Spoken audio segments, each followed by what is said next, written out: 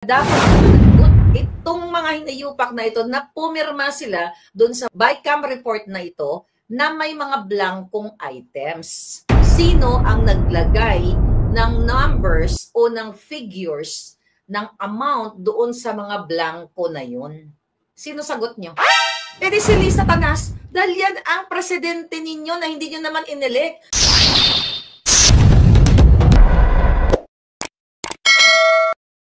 Sa ating mga hindi naman abogado o sa ating mga simpleng pagkakaintindi, saan ba nag-uugat? Saan ba nanggaling yung GAA?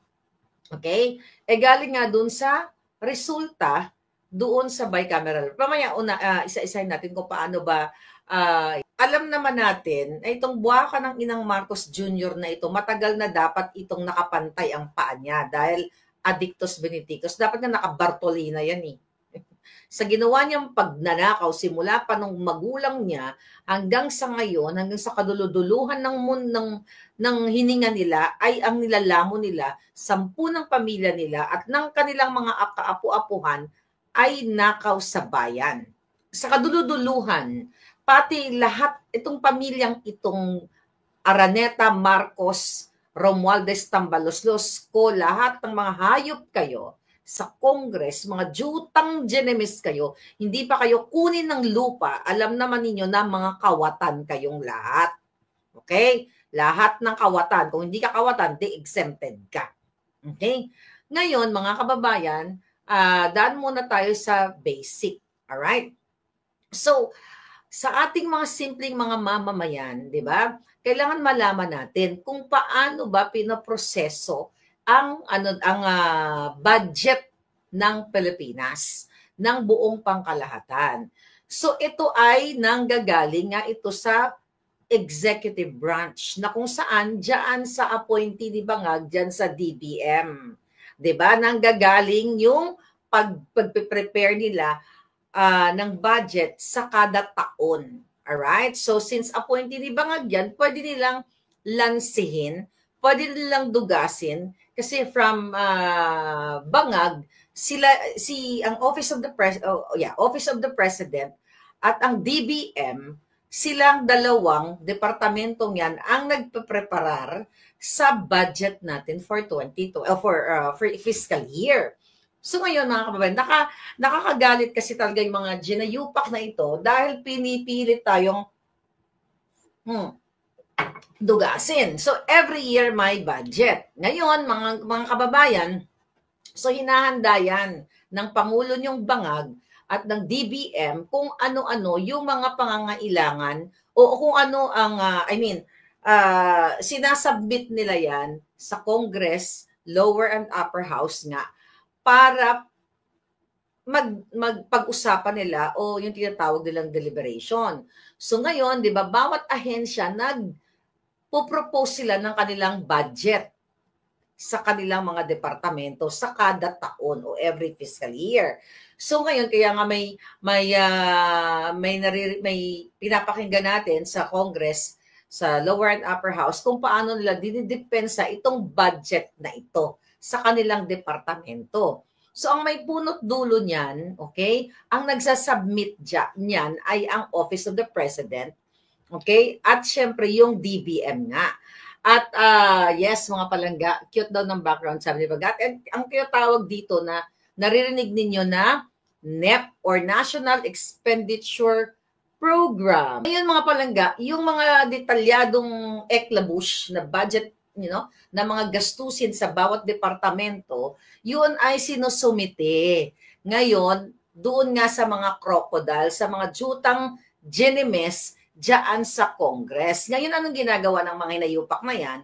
Ayun, pinagdidiskusyon na nila or nagde-deliberate sila, pinag-uusapan nila sa Congress. So, ito, di ba? Tapos may budget hearing. O, yan ba? Hindi po masyadong, let's say, sa a certain department, masyadong mataas yung pinopropose mo. Mataas sa may tinatawag silang ceiling di ba? Parang hanggang dito ka lang sa amount na to. Medyo babaan mo, ganyan-ganyan. So pagmimitingan nila sa simpleng pananalita, pag-uusapan nila, magkakaroon ng deliberation diyan sa mababang kapulungan na sinasabi at sa mataas na kapulungan ng mga mandarambong, which is sa Senado. So ngayon, mga palangga, at napaliwanag na rin naman yan ang ating mga magagaling na abogado at anong ano dito, yes, ayan. Yeah, si Jess. So, anong ano dito? Anong eksena dito? So, sa ating simpleng kaalaman, pinag-usapan sa lower house and upper house, House of Representatives and Senate. So, pag merong hindi sila, meron silang hindi pinagkakasunduan na certain line or whatsoever dyan, so yun yung tinatawag na bicameral hearing or meeting. Yun yung sinasabi ni Congressman Ungab at ni Pangulong Duterte doon sa bicameral hearing na yon at doon sa report na yon ay blanco. Okay? Blanco ang mga line items. Kaya nga nagdrama si Bangag doon, nagsinungaling sila noong December 15 or 16 ba yon? Yeah, 15. Basta, bago magpasko na sinasabi na pag-aaralang mabuti, titignan ng mabuti, yung natututukan daw ni Bangag Jr. kung paano or pag-aralan niya yung bawat linya by linya doon sa bicameral report na yon. Alright? So ngayon, nagsalita nga si manggagamit doon, si Amy Marcos, na hindi siya pumirma doon, na sinasabi niya na paano daw siya pipirma ng, ano ba eksaktong term niya, eksaktong word niya dito. Ni-screenshot natin dito. Ang sabi ng hitad, alright, December 18, dumating ang sabi niya, masyadong malalim ang Tagalog, dumating ang December 11, ang petsa ng pangalawa at huling BICAM meeting. Uulitin ko po ang ikalawa at huling meeting nitong BICAM na ito. Minabuti kong hanapin ang mga papeles at dokumento bago sana magsalita at magbigay ng anumang reaksyon. Ngunit sa kasamaang palad hanggang ngayon, lahat kami ay nangangapa sa dilim. Ito, daming drama nitong Jutang Genemes na mga eksenang ito eh. Walang mga detalye o paliwanag ni walang konkretong numero. Ang tanging hawak ko ay ilang datos ng DSWD na tila nilapastangan. Sabay ang PhilHealth, sabay na rin ang DepEd. Kaya't sa kabila ng pagnanais kong makisama, hindi ako pumipirma sa kahit anong papel hinggil sa BICAM report na yan. At nagsusulong magbawas ng pera sa mga lehitimong proyekto para lamang ipasok ang AKAP.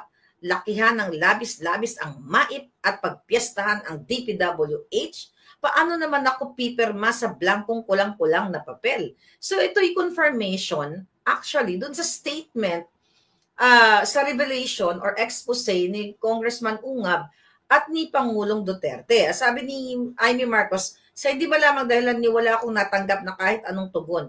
Hindi pinakinggan ang aking pakiusap. Di ba binoljak natin siya nung time na yan. Sabi ko na presidente ang kapatid mo. Wala kang alam, wala kang hawak na papel, ganyan-ganyan, drama-drama.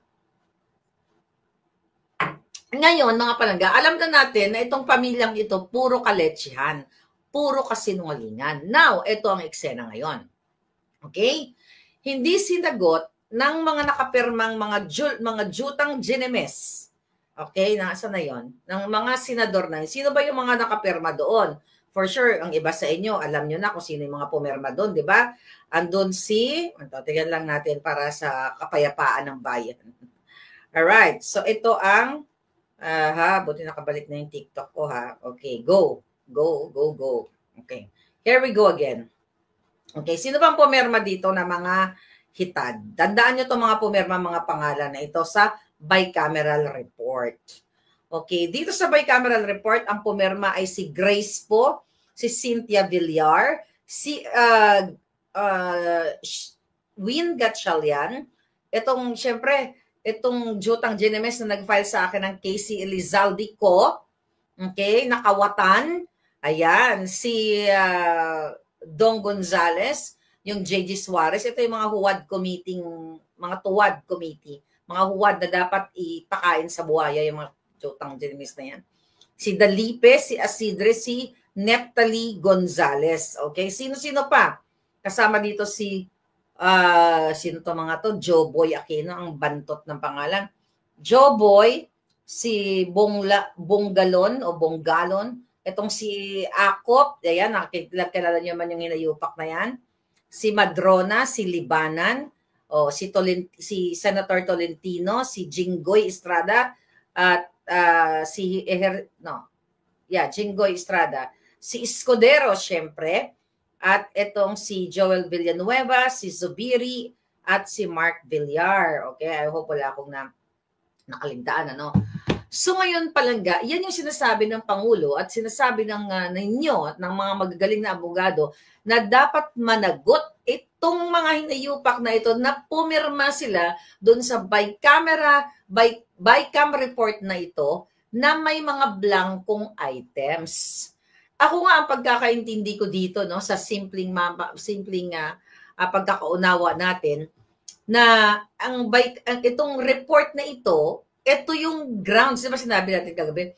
Ito yung grounds, ito yung basis, kaya nagkaroon ng GAA or General Appropriation Act na kung saan pinirmahan ni Bangag. So ngayon tatanungin ninyo, sino, at tanong dito ni Attorney Vic, at tanong ng karamihan, pero ako sasagutin ko sa inyo, sino ang naglagay ng numbers o ng figures ng amount doon sa mga blanco na yun? Simple lang. Sino sagot nyo? Eh di si Lisa Tanas, dahil yan ang presidente ninyo na hindi nyo naman inelect. Yung baka ng inang kidnapper, snatcher, lahat na, inisnatch na. Inisnatch ang kapalaran ng future ng buhay ng mga anak ninyo. Di ba? Literal na kidnapper, smuggler yung baka ng inang yan. Si Lisa Tanas lahat yan. Dahil si Bangag, sabi ko nga, sinusubuan lang yan ng pulburon, happy na. Magpulburon tayo ngayon. Ito si Bangag, ginaganon lang yan. Wala. Gumaganon-ganon lang yan si Bangag. Yan, isa lang. Magtipid tayo ngayon lang yung pulburon natin. Nakikita nyo ngumingiwi na. Napakasimple lang itong problema natin. Para matapos na ang kadyotahan ng mga nayupak na ito, tanggalin yang mga yan. Kaya dapat manindigan ang mga brusko, mga inayupak na mga kawatan dyan ay dapat nang tanggalin. Kayong mga brusko, kung may pagmamahal pa kayo sa inyong bayan, sa inyong mga pamilya, kailangan buhatin nyo na ng peaceful yang, lalo na si Liza Tanas at yan si Bangag.